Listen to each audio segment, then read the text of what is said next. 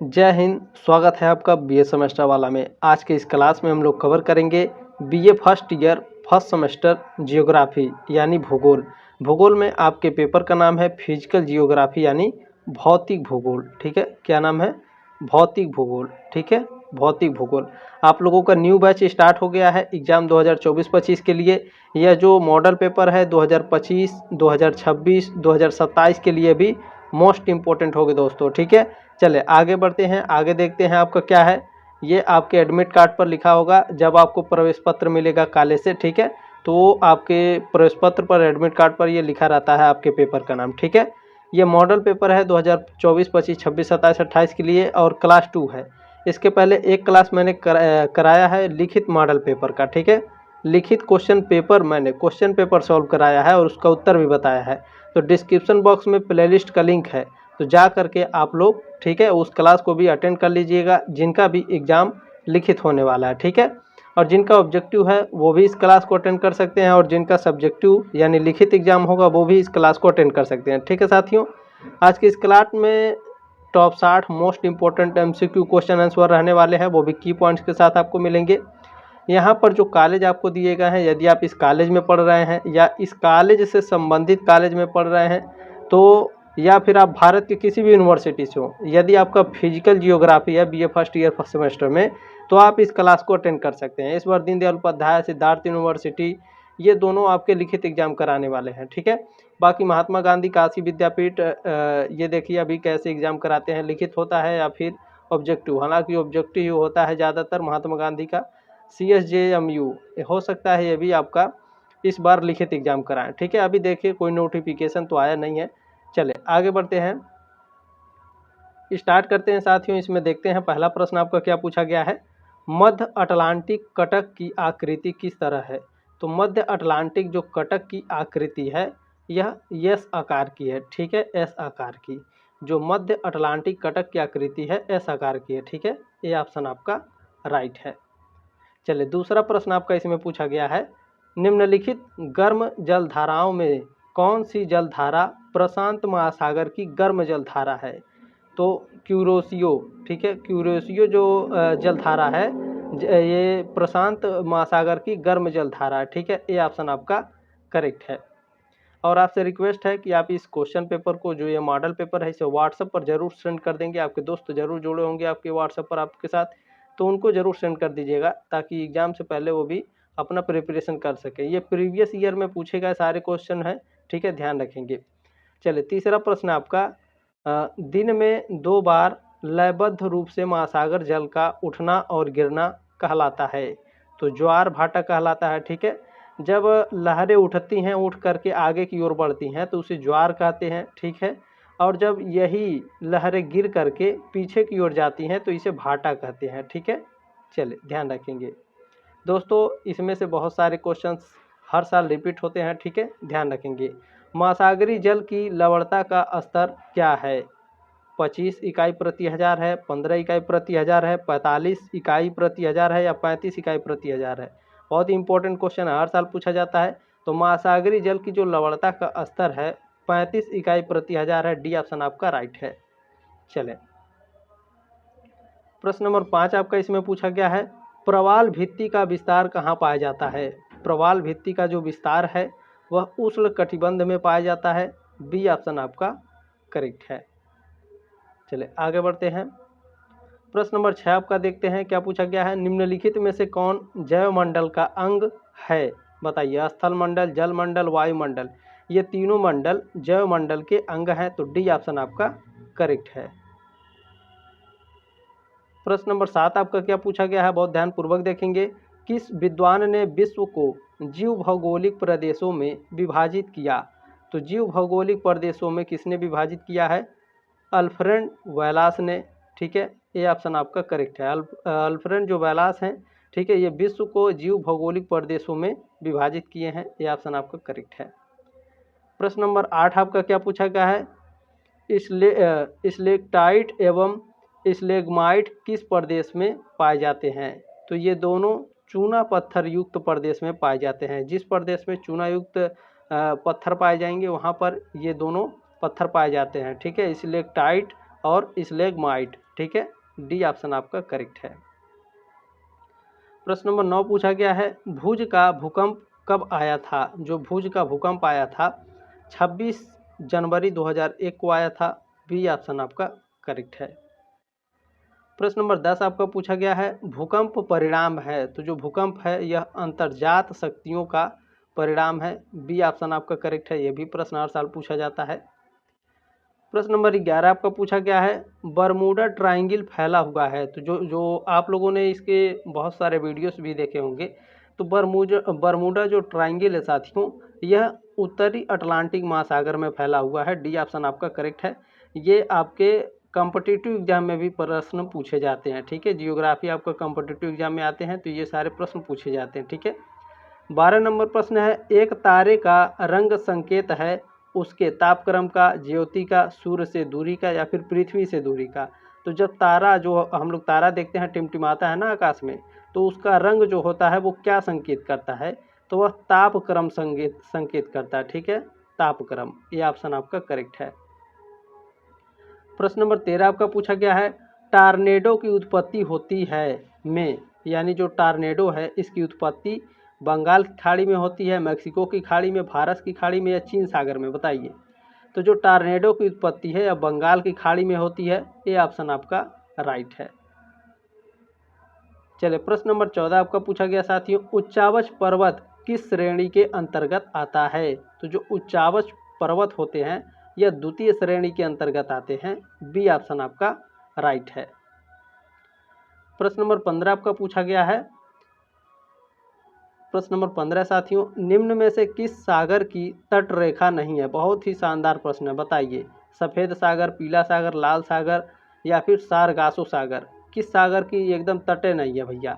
तो जो सारगासो सागर है इसका कोई तट नहीं है, कोई तट रेखा नहीं है। ठीक है, डी ऑप्शन आपका करेक्ट है।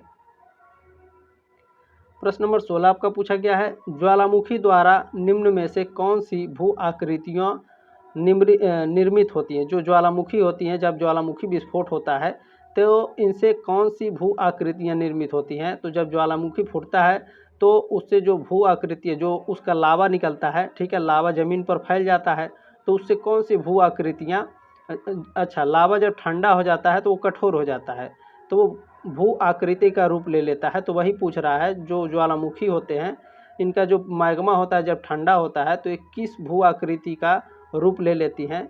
तो यह वैथोलिक का रूप ले लेती हैं, लैकोलिथ का रूप ले लेती हैं और हाइक का भी रूप ले लेती हैं। ठीक है, डी ऑप्शन आपका राइट है। बहुत ही शानदार प्रश्न है साथियों, हर साल पूछा जाता है।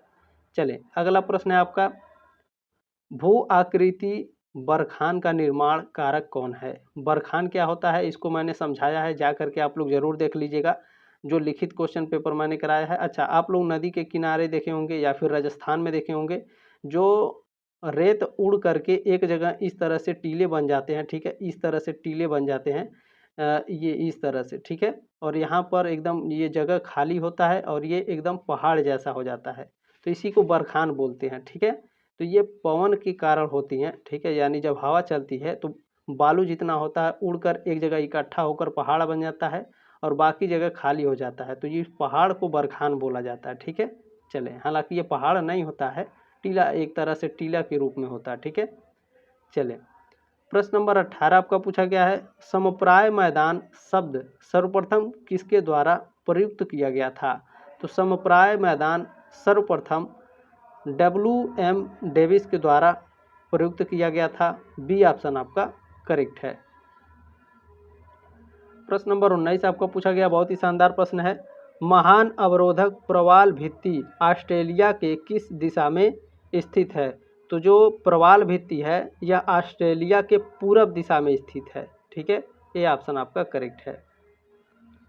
प्रश्न नंबर 20 आपका पूछा गया है, तापक्रम की सामान्य ह्रास दर क्या है? तो जो तापक्रम होता है इसका जो सामान्य ह्रास दर है वह 6.5 डिग्री सेल्सियस प्रति किलोमीटर होती है। डी ऑप्शन आपका राइट है। प्रश्न नंबर 21 पूछा गया है, ए होम्स का संवहन तरंग सिद्धांत किससे संबंधित है? ए होम्स का, ठीक है, ये एक वैज्ञानिक है ए होम्स, और ए होम्स का जो संवहन तरंग है ये किस सिद्धांत से संबंधित है? तो ये पर्वत निर्माण से संबंधित है। ठीक है, बी ऑप्शन आपका करेक्ट है। अच्छा, ध्यान देंगे यहाँ पर थोड़ा सा की पॉइंट्स मैंने लिखा है। 1930 के दशक में आर्थर होम्स ने संवहन धारा सिद्धांत का प्रस्ताव रखा। यह समुद्र तल प्रसार सिद्धांत की आत्मा है। इस सिद्धांत के अनुसार मेटल यानी पृथ्वी की सतह से 100 किलोमीटर से 2900 किलोमीटर नीचे में रेडियोधर्मी रसायनों द्वारा उत्पन्न अत्यधिक गर्मी बाहर निकलने का रास्ता तलाशती है और मेटल में संवहन धाराओं को उत्पन्न करती है। ठीक है, चले प्रश्न नंबर 22 आपका पूछा गया है, पृथ्वी की आंतरिक परत नीफे के निर्माण में किन तत्वों की प्रधानता है? नीफे, ठीक है, नीफे इस तरह से लिखा जाता है। तो निकिल और फेरस होता है, निकिल और धातु। ठीक है, तो निकिल और लोहा यहाँ पर लिखा है, फेरस, ठीक है, फेरियम लिखा है। डी ऑप्शन आपका करेक्ट है। ठीक है, हमेशा इसको याद रखिएगा, नीफे, निकिल और फेरस या फिर फेरियम। चलें, अगला प्रश्न है आपका साथियों, काष्ठ स्थलाकृतियाँ निर्मित होती हैं द्वारा, हिमानी के द्वारा, पवन के द्वारा, भूमिगत जल के द्वारा या सागरी तरंगों के द्वारा? बहुत ही मोस्ट इंपॉर्टेंट प्रश्न है। काष्ठ स्थलाकृतियाँ जो हैं यह आपका भूमिगत जल के द्वारा निर्मित होती हैं। सी ऑप्शन आपका करेक्ट है। चलिए प्रश्न नंबर 24 आपको पूछा गया है, प्रवाल भित्तियों के निर्माण से संबंधित निमज्जन सिद्धांत किसने प्रतिपादित किया? ध्यान रखेंगे, निमज्जन जो सिद्धांत है साथियों यह डार्विन के द्वारा दिया गया था। सी ऑप्शन आपका करेक्ट है। प्रश्न नंबर 25 आपका पूछा गया है, सर्वप्रथम शब्दावली प्लेट किसने प्रस्तुत की थी? तो जो प्लेट शब्दावली है इसको सबसे पहले प्रस्तुत करने वाले टूजो विल्सन हैं। सी ऑप्शन आपका करेक्ट है। प्रश्न नंबर 26 आपका पूछा गया है, जो भाग जितना बड़ा होगा उसका घनत्व उतना ही कम होगा तथा जो भाग जितना होगा उसका घनत्व उतना ही अधिक होगा। ठीक है, चले यह कथन किसका है, यानी ये स्टेटमेंट किसने दिया था? तो ये स्टेटमेंट प्राट का है। ये ऑप्शन आपका करेक्ट है। स्टेटमेंट वाले क्वेश्चन आपके ज़्यादातर एग्जाम में आते हैं, तो ध्यान रखेंगे। प्रश्न नंबर 27 पूछा गया है, धरातल पर स्थित वह स्थान जहां सर्वप्रथम भूकंप का अनुभव किया जाता है कहलाता है? तो वह अधिकेंद्र कहलाता है। सी ऑप्शन आपका करेक्ट है।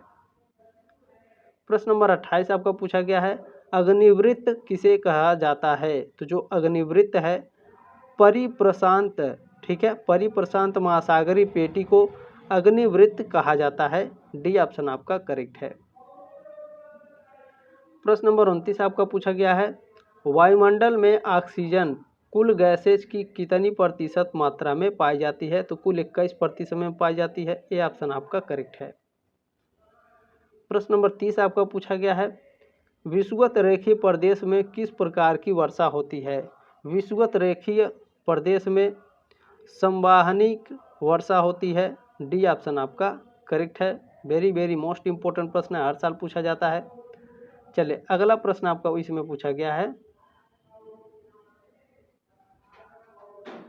चलिए इसमें अगला प्रश्न है साथियों, देखिए सौर परिवार का सबसे बड़ा ग्रह है, सौर परिवार का सबसे बड़ा ग्रह, अच्छा इसे मैं थोड़ा और गाढ़ा कर देता हूँ, अब सही है, ठीक है। सौर परिवार का सबसे बड़ा ग्रह है, सौर परिवार का सबसे बड़ा ग्रह कौन सा भैया? तो बृहस्पति है। ठीक है, ये ऑप्शन आपका राइट है। चलें प्रश्न नंबर आपका 32 पूछा गया, इसमें पृथ्वी की घूर्णन की दिशा है, यानी जो पृथ्वी है ये किस दिशा में घूमती है?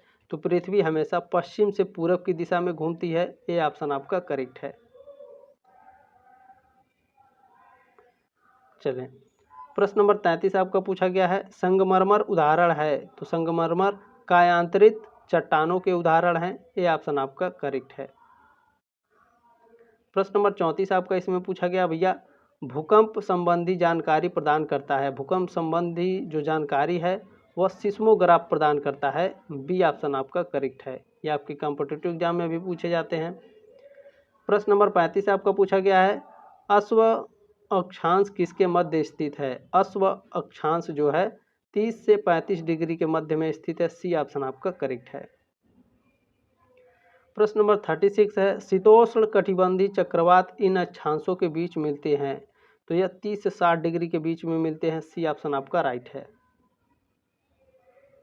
प्रश्न नंबर 37 है, गल्फ स्ट्रीम जलधारा बहती है। गल्फ स्ट्रीम जलधारा उत्तरी अटलांटिक धारा में बहती है। सी ऑप्शन आपका करेक्ट है।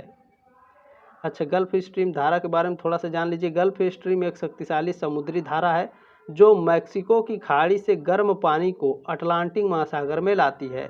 यह संयुक्त राज्य अमेरिका और कनाडा के पूर्वी तट तक फैली हुई है।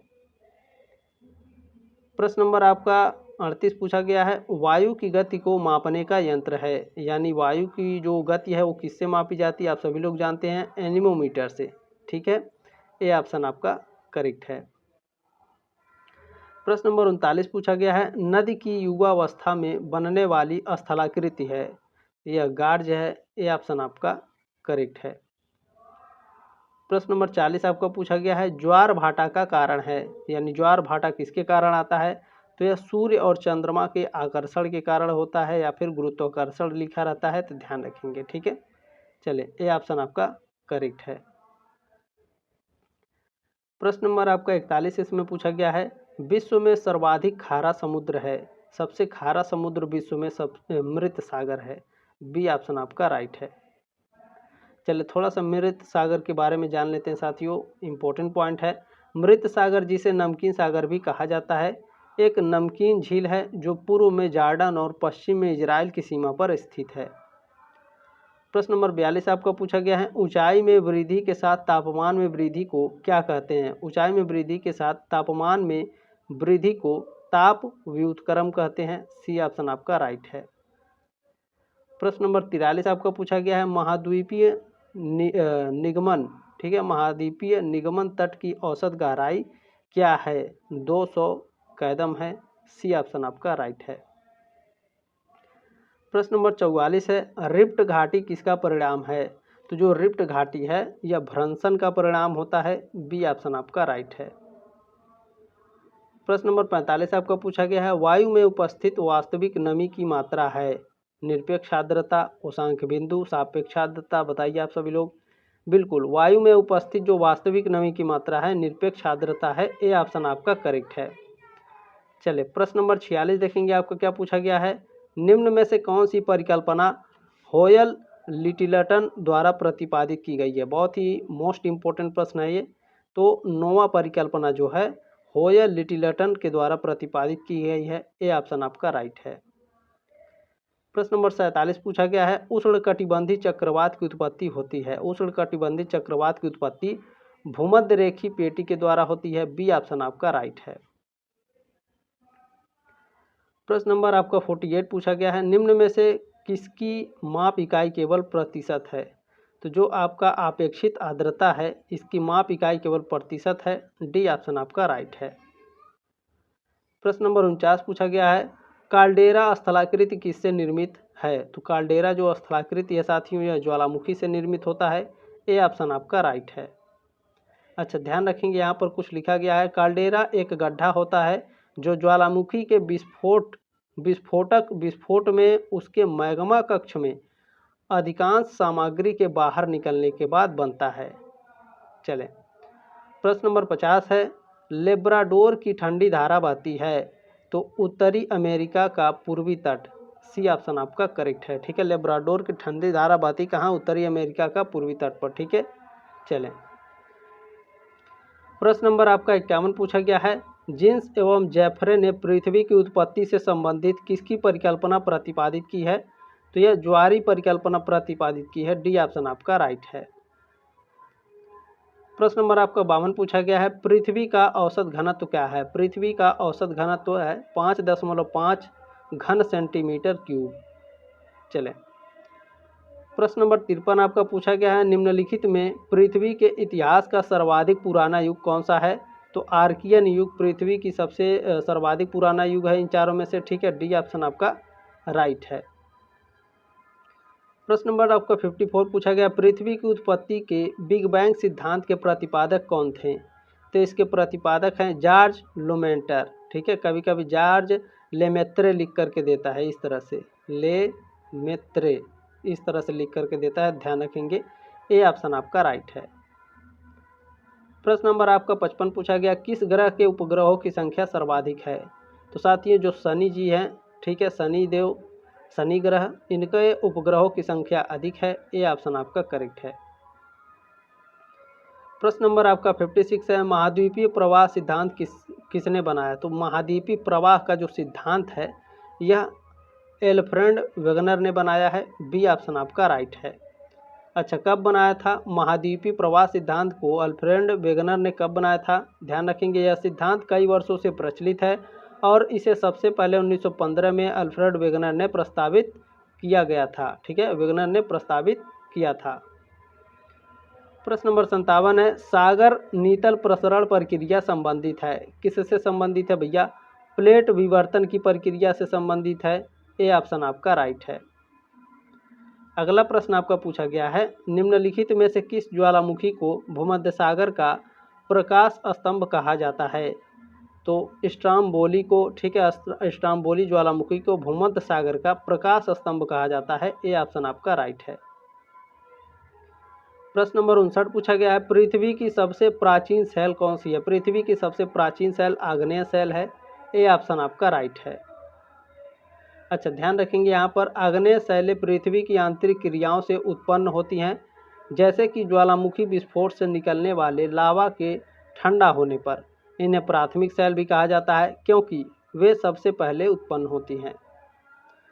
प्रश्न नंबर 60 आपका इसमें है साथियों, समप्राय मैदान नदी की किस अवस्था में निर्मित होती है? तो समप्राय मैदान नदी की वृद्धावस्था में निर्मित होती है। डी ऑप्शन आपका करेक्ट है प्रश्न नंबर 60 का। साथियों, ये रहे आपके मॉडल पेपर का MCQ मॉडल पेपर। ठीक है, और आपसे रिक्वेस्ट है कि प्लीज़ चैनल पर पहली बार आए या तो पुराने सब्सक्राइब कर लीजिए, ताकि आप second semester, third semester, fourth semester, fifth semester और सिक्स सेमेस्टर में भी आप हमारे साथ शानदार तरीके से तैयारी कर सकें। ठीक है, जल्द ही मिलते हैं साथियों आपके नेक्स्ट क्लास में। तब तक के लिए जय हिंद, वंदे मातरम।